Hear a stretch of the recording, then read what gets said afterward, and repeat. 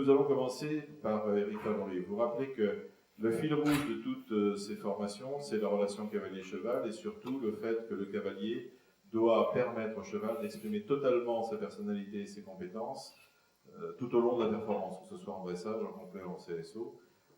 Celui qui nous a induit dans ce raisonnement est Fox-Pitt. Et Fox-Pitt, en janvier, a répété un incalculable de fois qu'il voulait un cheval content. Donc maintenant, je vais laisser la parole à Éric Favori et vous expliquer comment le cerveau et le corps fonctionnent sur l'équilibre. Parce qu'on a l'habitude de parler de cette fonction, mais on ne sait pas toujours comment fonctionne. Or, dans tous les sports de haut niveau, en particulier à l'INSEP, on essaie de comprendre comment le corps de l'humain fonctionne pour mieux l'entraîner et pour mieux savoir diriger et orienter les temps d'entraînement. Voilà, je vous passe Éric Favori, médecin des équipes de France et médecin du sport. Merci pour cette invitation. Je suis très honoré d'ouvrir le séminaire de Christopher Barton. Et j'ai la dure tâche de faire le voir avec un sujet un petit peu, quelquefois indigeste. Mais on va essayer d'être relativement clair. Donc pourquoi parler d'équilibre? La finalité de cette histoire d'équilibre, l'équilibre du cavalier, il se situe au-dessus du cheval. Vous avez remarqué qu'il serait beaucoup plus stable d'être suspendu en dessous, mais ça serait très très inconfortable. Et donc se maintenir au-dessus, d'une part pour maintenir la solidarité avec le cheval, mais aussi pour essayer d'avoir le moins d'interférences possible avec la motricité du cheval, puisque tout déséquilibre du cavalier, l'ensemble cheval-cavalier formant un tout, va se traduire par une compensation ou une variation dans l'allure ou dans la trajectoire du cheval. D'autre part, le fait de se maintenir, d'avoir un équilibre le plus parfait possible sur le cheval, va avoir pour effet de maintenir la qualité de la prise d'information. La prise d'information à partir des capteurs du cavalier qui se fait à la fois au niveau interne et à la fois au niveau externe, perception de l'environnement, perception du contact avec le cheval. Enfin, le fait de maintenir une stabilité du cavalier, un bon équilibre, ça va pour effet de stabiliser les aides et de permettre d'accroître l'efficacité, la précision des aides. C'est pour ça que c'est un sujet super important pour le cavalier. Donc comment ça s'organise au niveau de l'humain? Au niveau de l'humain, on a d'une part des capteurs sensoriels qui sont d'une part situés au niveau de la vue, au niveau de l'oreille interne, ce qu'on appelle le système vestibulaire. Vous remarquerez que ces deux organisations de capteurs se situent toutes les deux au niveau de la tête du cavalier. Des capteurs proprioceptifs, on va détailler un petit peu de quoi il s'agit, c'est la perception du corps du cavalier et de son positionnement dans l'environnement. Des capteurs cutanés avec des capteurs de pression, comme je peux les avoir sous mes pieds quand je me balance d'un pied sur l'autre, hein, comme on peut les avoir au niveau de l'assiette, comme on peut les avoir au niveau des mains, des doigts, dans le contact avec la bouche également. Donc toutes ces informations-là vont être adressées au cerveau du cavalier, intégrées au niveau du noyau vestibulaire, au niveau du tronc cérébral. Il y a des centres qui vont recueillir toutes ces informations qui viennent des capteurs sensoriels. Et ces noyaux vestibulaires vont être en interaction avec, d'une part, le cortex. Le cortex, c'est ce qui va servir à faire des actions volontaires, à décider. Et puis avec le cervelet, qui va être un outil de coordination. L'intégration des signaux directement par les noyaux vestibulaires et un impact du cortex, de la volonté, et un impact du système de coordination. Et tout ça, ça va être redistribué, cette information, exploitée, de manière à adapter des postures, des réactions du corps, qu'on va voir ensemble, au moyen d'effecteurs qui sont le système musculo-squelettique. Alors les récepteurs. Donc les récepteurs, on a donc trois types de récepteurs, puisqu'en fait j'ai intégré les récepteurs cutanés dans le système proprioceptif, la vision et le système vestibulaire, avec donc la vision et le système vestibulaire situés au niveau de la tête du cavalier. La vision. Donc on a schématiquement deux types de vision. On a une vision fovéale, qui correspond à ce qui va être projeté au centre de la rétine, là où il y a les cônes. Ça va donner une vision précise une vision très analytique du détail. C'est là qu'on va utiliser la visée, la direction.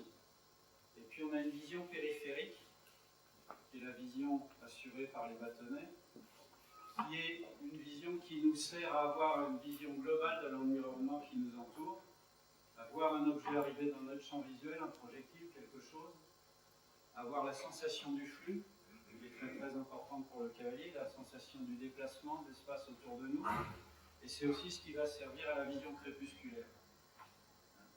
Et ces deux types de vision ont leur importance dans les choix.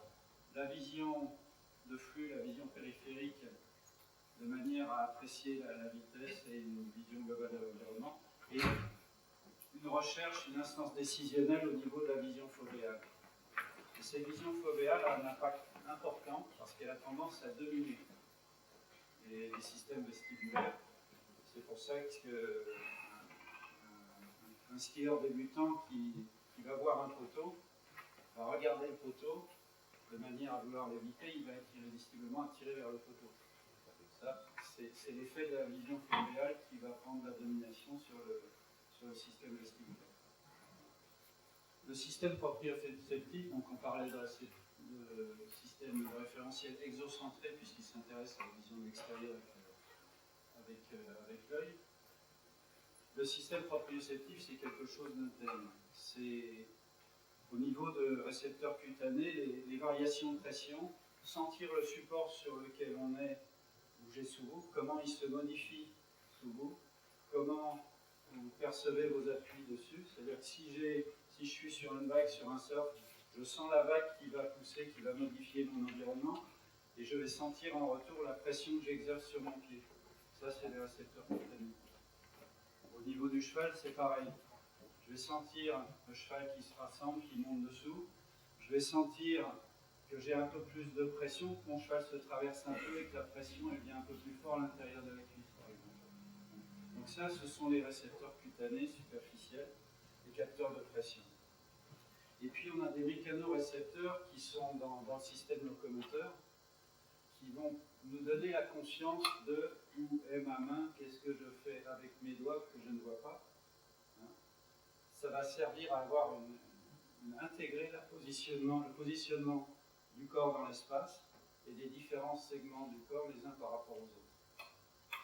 Et ça de manière totalement inconsciente. Alors il y a des endroits qui sont particulièrement importants.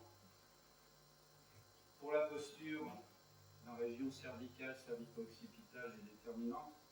Quand vous avez le cou un peu verrouillé, un peu coincé en haut du cou, vous n'êtes pas bien, vous êtes un peu nauséeux, vous êtes un petit peu perturbé dans votre équilibre. C'en est la traduction. On peut imaginer, parce que des études restent à faire à ce niveau-là, que pour le cavalier, la perception, la proprioception de la charnière ombo-sacrée, des mouvements du bassin, des mouvements des hanches a une importance très importante aussi pour l'adaptation dynamique au mouvement du cheval. Et puis on a un système vestibulaire. Donc ça c'est l'oreille interne. Alors l'oreille interne, on a deux systèmes vestibulaires, un de chaque côté, qui sont situés juste en arrière du conduit auditif, au niveau du rocher. Et c'est un système qui sert à mesurer les accélérations. On a 5 capteurs à ce niveau-là, 5 capteurs qui ont tous le même principe. À chaque fois, on va avoir des cellules sensorielles avec des cils dessus, des cils qui peuvent bouger. Au bout de ces cils, il va y avoir des structures qui sont des structures inertielles, soit des petites pierres, soit une espèce de gelée. Et ces capteurs vont avoir pour rôle d'enregistrer la mobilisation des cils, soit par la pesanteur. On a donc deux capteurs des mouvements longitudinaux, l'utricule et le stacule. Voilà, bon, je pense que vous n'apprendrez pas par cœur. Ça permet de sentir des mouvements horizontaux ou verticaux. Et puis on a de chaque côté, dans chaque oreille, des canaux semi-circulaires qui sont des boucles remplies de liquide, avec dans ce plan-là, dans ce plan-là et dans ce plan-là. Et chaque rotation de la tête va engendrer un mouvement de liquide dans le canal qui va faire bouger les cils, qui va se transformer en signal nerveux. Et ce signal nerveux va être envoyé au niveau vestibulaire pour intégrer une accélération, un mouvement, une indication, une variation d'une accélération subie par l'oreille interne. Donc, il s'agit d'accéléromètre, donc comme je vous disais, donc, un rôle de filet à plomb, parce que les accélérations auxquelles on est subi, il y en a une qu'on subit tous en ce moment, même si la tête paraît de plus en plus lourde, et la tendance à se rapprocher du bureau, c'est la gravité. La gravité avec un espèce de fil à plomb. Donc ça, vous avez les otolithes qui pèsent en ce moment et qui vous indiquent, qui tirent un peu sur les cils et qui vous disent oui, oui, c'est bien là que tu vas aller dormir. Hein. Et puis, si je tourne la tête, donc, je mobilise les canaux, le liquide dans les canaux et j'envoie des informations qui me disent si j'ai les yeux fermés, là je tourne vers la droite, je tourne vers la gauche et mon corps l'intègre. Et il va adapter, il va donner des réactions d'adaptation à la suite de ces informations. Donc, tout ça c'est transmis par un nerf qui s'appelle le lumière 8, mais bon, tout ça je pense qu'on s'en fiche tous un peu. Ça sort comme message nerveux et ça arrive au niveau des noyaux vestibulaires qui vont collecter les informations qui viennent des trois systèmes. Hein. Du système exocentré, de la vision, du système des capteurs cutanés, du système de proprioceptif, de la perception des parties du corps, et du système vestibulaire. Tout ça, ça vous donne des informations qui vont se trouver comme une somme et qui vont devoir être intégrées. Si jamais il y a une discordance dans les informations, pour une raison X ou Y, à ce moment-là, comment on ne peut pas exploiter les choses. On va avoir une mauvaise réponse, une réponse inadaptée, ou bien on va avoir une pathologie. On va avoir un vertige, on va être nauséeux, on ne va pas se sentir bien. On ne va pas pouvoir donner une réponse appropriée à cette information. Et donc là, le corps va petit à petit apprendre à engranger des situations, des cohérences entre différentes stimulations de ces éléments. Ces éléments vont être un peu en compétition les uns avec les autres. La vision centrale qui va avoir tendance à dominer, la vision, la perception du corps qui est très très importante sur le travail des yeux fermés avec l'information vestibulaire également. Donc tout ça c'est comparé, c'est intégré et petit à petit l'expérience fait que la réponse va être de plus en plus adaptée. Et ça c'est à la fois ce qu'on va avoir en facteur de développement avec la croissance, avec l'adaptation à la vie et puis en termes d'entraînement également. Et ça c'est le sujet de tout ça. Voilà. Donc quand ces informations sont cohérentes, on va avoir une réponse.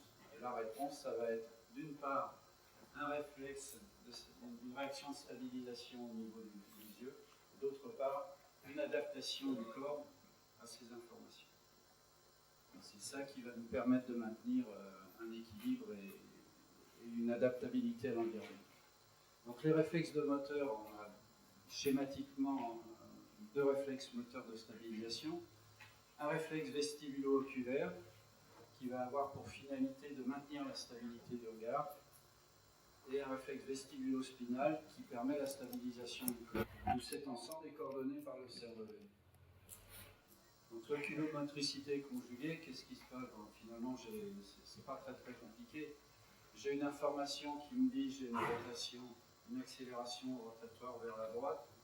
Le corps va automatiquement corriger par une orientation visuelle vers la gauche. Ça me permet de continuer à regarder mon ami Philippe Luc qui est en face de moi. Voilà. Et sans y penser. Et de la même manière, quand je vais être sur une situation un peu shakée, dans les bosses en ski, quand je vais être sur ma vague, quand je vais être sur mon cheval, sur une réception, tout va bouger dans tous les sens, mais je vais garder l'endroit où je vais. Ça, c'est pas quelque chose d'intentionnel, c'est pas décidé, c'est pas pensé, c'est automatique. Une chose, si je baisse la tête, mon regard va se... Chaque canal semi-circulaire a cet asservissement qui lui permet de stabiliser le regard. il y a des arcs réflexes pour ça, et c'est un phénomène qu'on appelle l'oculomotricité conjuguée. Voilà, vous êtes servi. On retient que le regard reste stable. Donc la motricité somatique. Donc il va y avoir une réaction d'adaptation. Là, on va dire que c'est relativement simple avec l'œil, mais là, c'est encore un petit peu plus compliqué. Parce que qu'est-ce qui va permettre de réagir à une accélération avec une stabilisation du corps? C'est le système musculaire qui agit sur le système squelettique, sur le système ostéo-articulaire. Le muscle, il a 3 types de commandes. D'une part, le réflexe myotatique. Alors, ce qu'on appelle le réflexe myotatique, c'est le système court. C'est-à-dire que si je mets une tension sur un muscle, sa réaction instantanée, c'est de se contracter. Ça joue un peu pour la stabilisation. Si j'ai une réception un petit peu brutale qui met mon solaire en tension, il va verrouiller, il va protéger automatiquement. Il ne va pas attendre un système d'adaptation centrale, etc. Donc il y a, dans la stabilisation, il y a une action du réflexe myotatique. Il y a la stimulation corticale, ça c'est ce qu'on appelle par le faisceau pyramidal, les voies pyramidales. Ça c'est la décision, c'est la motricité volontaire. La motricité volontaire, elle n'agit pas véritablement dans la stabilisation, dans les phénomènes d'équilibre, sauf quand je suis vraiment sorti de ma selle et qu'il faut aller attraper la crinière pour remonter. Bien total.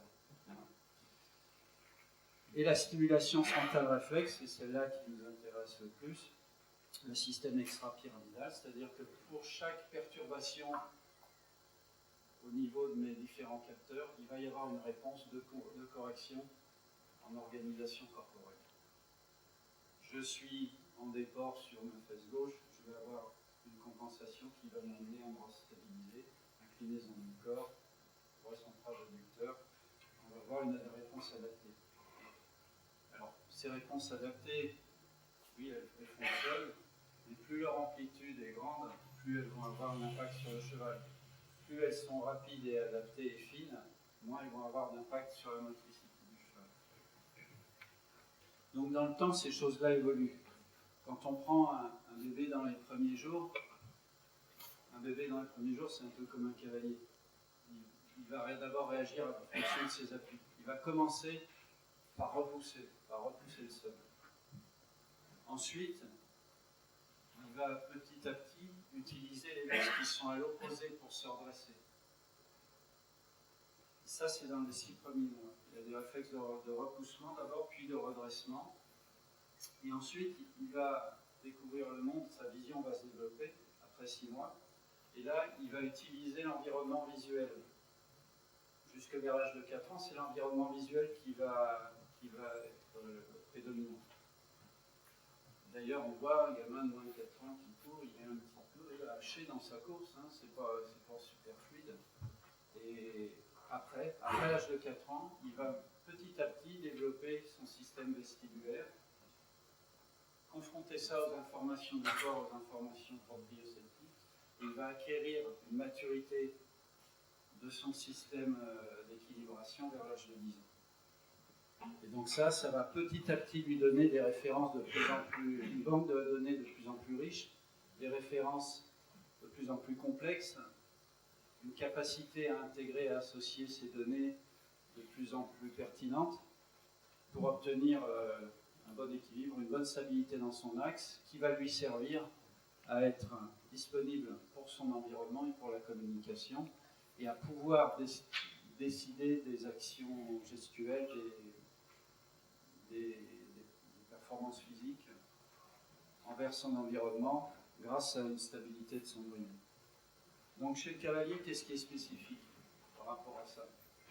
Donc déjà, le centre de gravité d'un homme, j'aurais peut-être dû commencer par là, il est à peu près ici, le centre de gravité. Ici, chez un homme assis, si on fait abstraction du partie inférieure, il est un peu plus haut. Donc ça fait des facteurs de déstabilisation si on n'intègre que le tronc. En même temps, les membres inférieurs, eux, ils ont des centres de gravité individuels qui sont un peu plus bas. Donc ce qui fait que les jambes se trouvent par rapport à l'appui en position suspendue.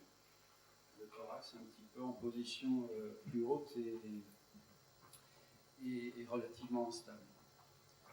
Donc les récepteurs cutanés, ils ne sont pas seulement au niveau des pieds, mais ils sont également au niveau de l'intérieur des cuisses, au niveau de toutes les zones de contact avec le cheval, avec la pression.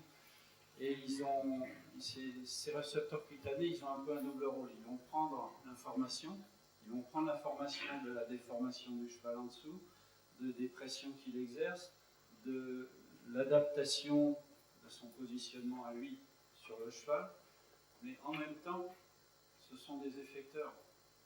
Parce que ces mêmes points d'action, on va les utiliser pour orienter l'activité du cheval, pour les aides de l'assiette, les aides de jambes, les aides des mains. Donc c'est à la fois des capteurs et à la fois un effecteur de communication. Et puis le rôle des muscles chez le cavalier, il est assez particulier, parce que le cavalier il va utiliser ses muscles posturaux de manière dynamique. Son adaptation du rachis, elle est totalement inconsciente et elle passe par ces systèmes d'adaptation d'équilibre. On utilise la posture de manière dynamique. Et les muscles phasiques, qui sont les muscles des extenseurs des jambes, eux, ils vont être sollicités en régulation posturale. Ils vont avoir une adaptation de régulation permanente. Et enfin, les autres muscles phasiques, les autres muscles de la motricité volontaire, ils vont avoir un effet sur l'utilisation des aides pour la communication avec le cheval. Enfin, un élément qui est déterminant parce qu'il centralise un petit peu le travail de cette musculature posturale, c'est le rôle de la respiration qui va jouer sur la qualité d'adaptation et de cette adaptation posturale. Autre particularité, c'est que le cheval et le cavalier sont assez rarement en ligne droite, donc ils sont très souvent sur une courbe, et il faut savoir que ça engendre une force centrifuge, une accélération qui est liée à l'accélération de la gravité, qui correspond à la notion de gravité visuelle que je peux avoir, et puis la force centrifuge va définir une accélération qui est dépendante de la vitesse du cheval en l'occurrence, et du rayon du cercle. Ça ne dépend pas de la masse du cavalier ou du cheval, ça ne dépend pas de la masse globalement. Donc cette accélération elle va être la même pour les deux, ce qui fait que l'inclinaison sur le cercle elle va être la même pour les deux. Et donc on va se retrouver confronté chez le cavalier à une discordance entre le fil à plomb interne de l'oreille interne qui va nous donner une perception intégrant la force centrifuge, et puis le système visuel qui va nous donner une verticale normée. Et là, il peut y avoir conflit d'intérêt. C'est ce qu'on voit chez un voltigeur qui est debout sur son cheval, qui est en regard de flux, en regard périphérique, dans la sensation, en régulation interne, avec une respiration qui accompagne le galop de son cheval, et qui d'un seul coup va ancrer quelque chose dans le paysage qui va attirer son attention et qui va le faire sortir de sa trace. Voilà. Donc il y a une hiérarchisation de l'intégration du visuel et de l'oreille interne qui doit se faire avant tout en faveur de l'oreille interne chez le cavalier. Donc les spécificités, on continue un petit peu le catalogue. Il y a un phénomène qui est important chez le cavalier par rapport à d'autres sports de glisse, parce qu'on peut dire que l'équitation est un sport de glisse, c'est la cadence. Et ça, la cadence, c'est une régularité dans le déplacement, c'est quelque chose qui favorise l'intégration. C'est un facteur qui est intéressant, qui favorise l'adaptation posturale et la mise en place de stratégies d'anticipation. Enfin, toute l'organisation gestuelle du cavalier dans son équitation, elle va avoir pour effet de stabiliser les récepteurs visuels et vestibulaires. La seule allure, les travaux de Patrick Gallo ont bien montré ça, qu'on a un déplacement qui est plus important au niveau du cheval et qui petit à petit va aller en s'amortissant pour obtenir une stabilisation maximale au niveau de l'oreille interne et du visuel. Sauf au trot. Sauf au trot assis, où là, on a une une translation verticale qui est maintenue. Mais sur toutes les autres données, et en particulier encore plus en suspension, on va avoir une stabilisation de la tour de contrôle. Qu'est-ce qui se passe en cas de déséquilibre? En cas de déséquilibre, je perçois quoi? Je perçois une variation de pression au niveau de mes appuis. Mon oreille interne ressent une accélération latérale ou une accélération longitudinale en fonction de la direction de mon déséquilibre. Heureusement, j'en suis pas à avoir une perturbation bien visuelle parce que je suis quand même pas trop mauvais cavalier. Mais j'intègre ça et je vais rétablir mon assiette. Un travail direct de contraction au niveau des adducteurs pour fixer la stabilisation, une compensation au niveau du thorax, au niveau du tronc, qui va permettre de recentrer le centre de gravité, un recalage de l'assiette. Donc ça, très bien, j'ai stabilisé mon centre de gravité là où il devait être, alors qu'il était en décalage, mais qu'est-ce qui s'est passé? J'ai contracté mes adducteurs, j'ai fixé mon cheval, j'ai envoyé mon centre de gravité vers un mécanisme de recentrage. Mon cheval, pour maintenir sa trace, il a fait une action en sens inverse pour compenser. Donc, ça n'a pas été totalement anodin. C'est-à-dire qu'on a un cavalier qui, s'y répète ces tout petits déséquilibres dans la journée à longueur de temps, va commencer à souffrir un petit peu, avoir un petit peu mal de ses adducteurs, etc. Il va avoir une perturbation de son équitation parce qu'il va être pas purement dans l'efficience, mais il va beaucoup user d'énergie dans les compensations. Et à côté de ça, on va avoir un cheval en dessous qui, pour maintenir une qualité de motricité, va également compenser un petit peu et va développer, au moins grave, on va dire, des petites difficultés d'allure, voire des pathologies, des douleurs au niveau de son dos. Donc le fait d'avoir un cavalier en équilibre, ça a un impact sur le cheval, ça lui donne du confort, moins de contraction de compensation, et ça lui donne une gestion propre de son équilibre, comme disait William Foxpitt tout à l'heure. Le cheval se porte si le cavalier se porte. Et au niveau du cavalier, c'est moins de tension, plus d'efficacité, plus de précision, plus de confort, plus de plaisir.